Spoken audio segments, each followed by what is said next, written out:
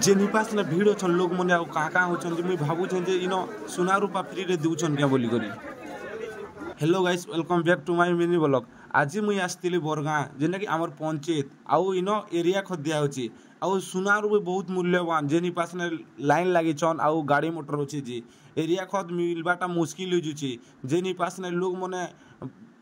area खत का पागल ही जाऊन देखी पार्थे क्या भीड़ अच्छे जे आ मुई आधार कार्ड धरिक पलि आ नंबर लगाली जे मोटा तो 1069 नंबर ने आसीपारे क्या बहुत लेट ही जीतला ना आउ देखुच तो छता छुती धरिक भी सब लोग लाइन लगी दीछन आ लोकर मारे लोग ने कहे देखी पार्थे क्या